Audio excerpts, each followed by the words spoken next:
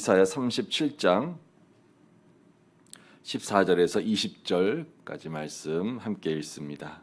히스기야가 그 사자들의 손에서 글을 받아보고 여호와의 전에 올라가서 그 글을 여호와 앞에 펴놓고 여호와께 기도하여 이르되 그룹 사이에 계신 이스라엘의 하나님 만군의 여호와여, 주는 천하 만국의 유일하신 하나님이시라. 주께서 천지를 만드셨나이다. 여호와여, 귀를 기울여 들으시옵소서. 여호와여, 눈을 뜨고 보시옵소서. 사내립이 사람을 보내어 살아계신 하나님을 회방한 모든 말을 들으시옵소서. 여호와여, 아수르 왕들이 과연 열국과 그들의 땅을 황폐하게 하였고 그들의 신들을 불에 던져 싸우나 그들은 신이 아니라 사람의 손으로 만든 것일 뿐이요 나무와 돌이라. 그러므로 멸망을 당하였나이다. 우리 하나님 여호와여, 이제 우리를 그의 손에서 구원하사 천하 만국이 주만이 여호와이신 줄을 알게 하옵소서 하니라. 아멘. 랍사기를 보내어서 히스기야를 조롱하고 또 하나님을 조롱했던 아수르 왕. 오늘 그 아수르 왕의 교만함에 그러나 히스기 왕이 할 수 있는 일은 아무것도 없었다라고 했습니다. 오늘 히스기야는 자신과 자신의 백성들의 처지를 우리가 읽었던 이사야 37장 3절에 보면 이렇게 비유합니다. 오늘은 환난과 책벌과 능욕의 날이다. 아이를 낳으려 하나 해산할 힘이 없음 같도다. 출산할 때가 되었는데 아이를 낳을 힘이 없어요. 그래서 아이가 뱃속에서 죽어가는 것을 보면서 아무것도 할 수 없는 그런 무력과 절망과 수치와 능욕의 마음을 갖고 있습니다. 오늘 히스기야의 마음을 가장 잘 대변하고 있는 말이죠. 우리의 인생 속에서도 이럴 때가 있지 않나요? 철저한 실패감, 무력감, 그리고 수치와 능욕의 마음들.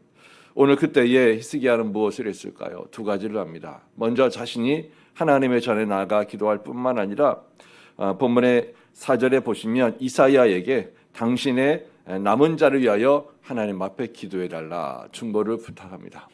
우리가 우리의 인생의 위기 속에서 할 수 있는 가장 최선의 방법이 무엇인가를 잘 보여주고 있는 내용이기도 합니다. 먼저 첫 번째, 자신이 기도하고 또한 중보의 기도를 부탁하라라는 거죠. 웬일인지 우리는 우리에게는 어려움을 사람들과 나누는 일에 거리낌을 가지고 있는 것을 보게 됩니다. 나의 아픔과 나의 고통과 나의 어려움을 사람들과 나눌 때에 세상에서는 그렇죠. 나의 좋은 것을 나누면 시기의 대상이 될 때가 있고요. 나의 연약함을 나누면 공격의 대상이 될 때가 있다 보니까 때로는 우리의 자존감이 낮아지기도 하고요. 우리가 수치심을 느끼기도 하고요. 때로는 위험을 느끼기도 하여서 잘 나누기가 어렵습니다. 그러나 믿음의 사람들에게 또 믿을 만한 사람들에게 자신의 연약함과 어려움을 나누는 것은 굉장히 지혜로운 일이죠. 하나님께서 그 중보의 기도를 들으시기 때문에 그렇습니다. 히스기야도 잘 알고 있었죠. 그래서 이사야에게 부탁합니다. 당신의 이 남아있는 자를 위하여 기도해 주세요. 나와 이 백성을 위하여 기도해 주세요. 오늘 우리의 기도의 제목들을 서로 함께 나누고 또 위하여 함께 기도하는 그런 믿음의 동역자들 공동체가 되기를 축복합니다. 하나님께서 찾으시는 사람이 누구인가? 성경에는 대표적으로 세 부류의 사람을 찾으세요. 첫 번째는 영과 진리로 예배하는 자를 찾으시죠. 하나님은 영과 진리로 하나님을 예배하는 자를 찾으세요. 그만큼 온 마음을 다하여 정직하게 그리고 헌신된 마음과 순종하는 마음으로 하나님을 예배하는 자가 드물기 때문에 그렇습니다. 두 번째, 하나님은 충성된 자를 찾고 계세요. 오늘도 온 땅을 두루 샅샅이 찾으시며 감찰하시며 충성된 사람을 찾으세요. 오늘 역시 마찬가지입니다. 하나님 앞에 신실한 사람을 찾는 것 매우 어렵습니다. 그리고 마지막 세 번째, 하나님은 중보하는 자를 찾으세요. 성에 결렬된 틈 사이에 서서 이 성에 무너지지 않기 위하여 기도하는 사람을 내가 찾다가 찾지 못했다. 이런 말씀이 있거든요. 하나님은 어떤 사람을 찾으신다고요? 중보하는 사람을 찾으세요. 하나님께서 가장 귀히 여기는 사람 중에 하나입니다. 내가 나와 내 가족의 문제가 아니라 다른 사람의 아픔과 괴로움을 끌어안고 마치 나의 문제인 것처럼 그렇게 하나님 앞에 기도하는 사람, 하나님의 마음을 닮은 사람이죠. 성경에 보니까요, 대표적으로 느헤미야가 그런 사람이었어요. 느헤미야는 예루살렘 성이 회파되었고 그 속에서 사람들이 고통한다라는 사실을 듣고요, 하나님 앞에 금식하며 기도합니다. 뭐라고 기도했을까요? 하나님, 나와 나의 아비 집이 범죄하였습니다. 예루살렘이 무너진 지 130년이 지났어요. 느헤미야는 아무런 관련이 없습니다. 그럼에도 불구하고 그들의 고통을 보면서 뭐라고 이야기합니까? 나와 내 아버지의 집이 범죄하였습니다. 이거 나 때문입니다. 하나님 앞에 울면서 통곡합니다. 예수님의 십자가를 닮았죠. 하나님의 마음을 닮았습니다. 오늘 주님께서 찾으시는 이와 같은 사람, 영과 진리로 예배하는 사람, 한결같이 신실한 사람, 그리고 충성하는 사람. 오늘 저와 저희들이 이러한 주님의 마음을 담지 않았을까 싶습니다. 그러니 이 새벽부터 와서요, 나와 내 가족의 문제뿐만 아니라 우리 성도를 위하여서, 교회를 위하여서, 또한 나라와 민족을 위하여 기도한 게 아닐까요? 오늘 히스기야는 그렇게 이사야에게 중보를 부탁하고요, 기도의 사람 이사야는 그렇게 하나님 앞에 하나님의 마음을 가지고 백성을 끌어안고 중보하게 됩니다.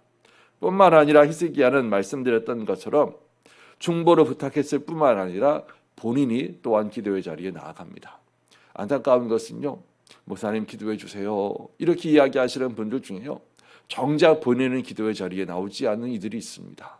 참 안타깝죠. 오늘 히스기야는 그러한 안타까움을 반복하지 않습니다. 이사야 선지자 기도해 주세요. 그리고 본인도 하나님 앞에 나와 엎드려 기도합니다. 오늘 14절 이하의 말씀이, 우리가 읽었던 이 말씀이 히스기야가 기도했던 내용이죠. 히스기야의 기도를 통하여 우리는 중요한 세 가지 특징을 보게 됩니다. 첫 번째, 14절에 보시면 여호와의 전에 올라가서 그 글을 여호와 앞에 펴놓고, 랍사게가 이스라엘 백성들과 하나님을 조롱하면서 썼던 그 글을 그대로 펴놓고 하나님 앞에 기도합니다. 상황과 형편을 정직하게 하나님 앞에 드린다라는 거죠. 하나님은 모든 것을 아시잖아요. 그러므로 감출 필요가 없습니다. 우리의 기도의 중요한 특징 중에 하나여야 할 것은요, 온전히 솔직하게 정직하게 기도한다라는 겁니다. 두 번째는요, 16절에 보시면 하나님이 어떤 분이신지 고백하고 있습니다. 만군의 여호와여 주는 친히 만국의 유일하신 하나님이시라. 우리가 기도하고도 낙담할 때가 있습니다. 오히려 기도하고 났는데 이게 자기 푸념으로 끝날 때가 있습니다.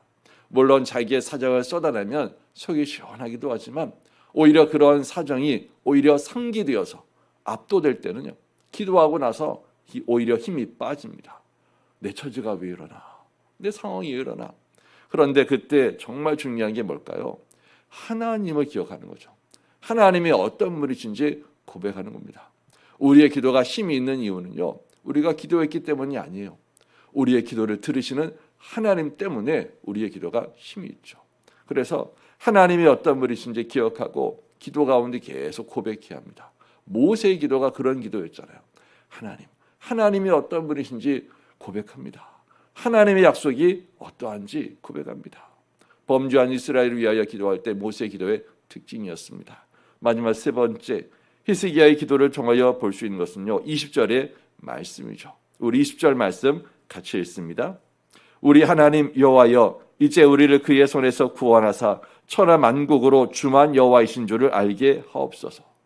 우리의 기도의 최종 목적이 무엇일까요? 결국 하나님의 영광이죠. 하나님의 뜻을 이루어 가는 겁니다. 오늘 우리를 그의 손에서 구원하사, 하나님 구원해 주세요. 이게 기도의 내용이지만 기도의 목적은 무엇일까요? 이것을 통하여 하나님만이 여호와이신 줄, 천하 만국이 하나님만 하나님이신 줄을 알게 하옵소서.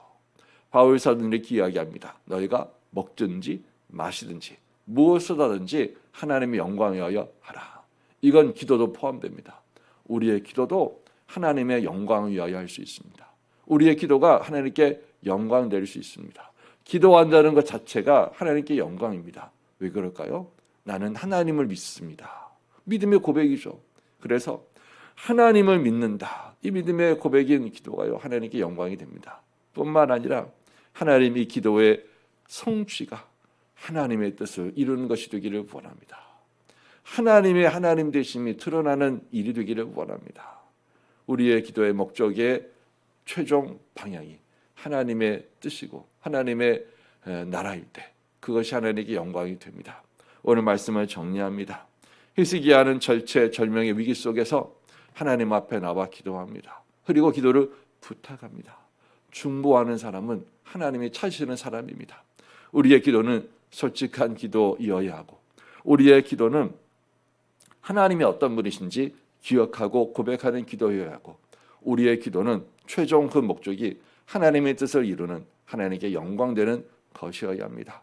오늘 이러한 기도를 통하여 하나님은 그 뜻을 이루시고 우리에게 은혜를 베푸시고 영광을 받으십니다.